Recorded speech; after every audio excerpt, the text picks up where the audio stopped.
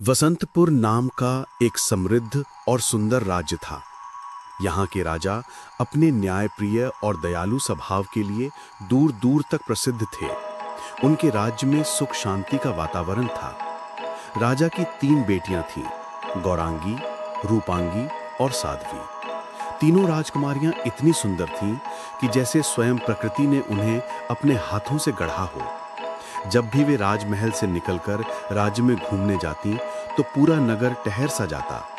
लोग अपने अपने काम छोड़कर केवल उन्हें देखने लगते।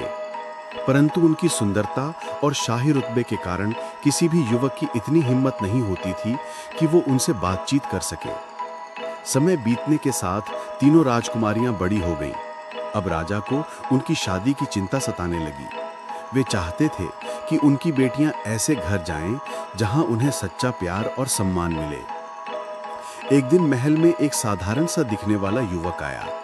उसके वस्त्र सादे थे, चाल ढाल शांत थी और आंखों में गहरी गंभीरता थी। देखने में वह किसी सामान्य परिवार का लगता था।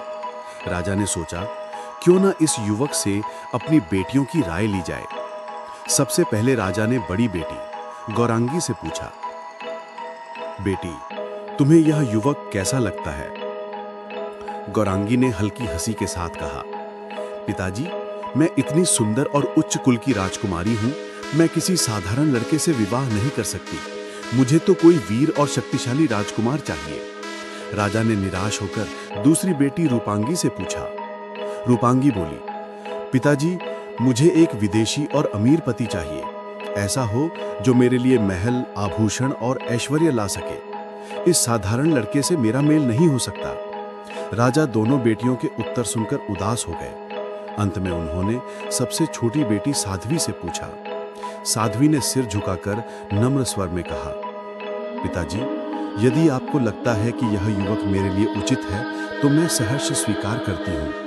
माता पिता अपने बच्चों का केवल भला ही चाहते हैं। मुझे आपकी पसंद पर पूरा विश्वास है।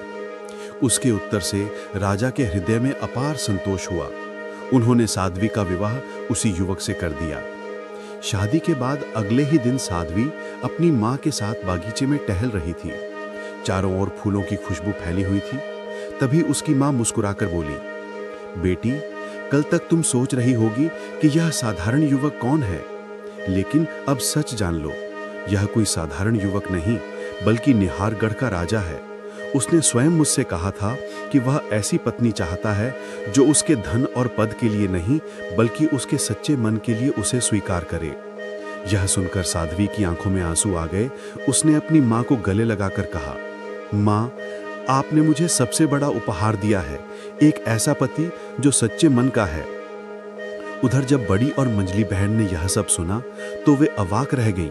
उन्हें विश्वास ही नहीं हुआ कि जिस युवक को वे साधारण समझकर ठुकरा रही थीं, वही वास्तव में एक राजा था। उनकी आंखों के सामने जैसे कोई आईना रखा गया हो जिसमें उनका घमंड और लालच झलक रही थी। वे लज्जित हो उठी और सोचने लगी कि काश हमने भी अपनी पसंद से ज्यादा माता पिता की समझ पर भरोसा किया होता।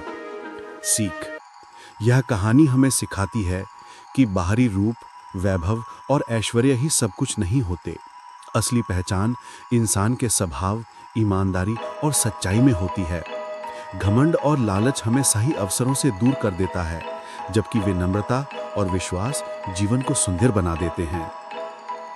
वीडियो अच्छी लगी तो लाइक करें और चैनल को सब्सक्राइब करें और अपने साथियों के साथ शेयर करें। मिलते हैं अगली वीडियो में। आपका जीवन और परिवार सभी आनंदित रहें। धन्यवाद।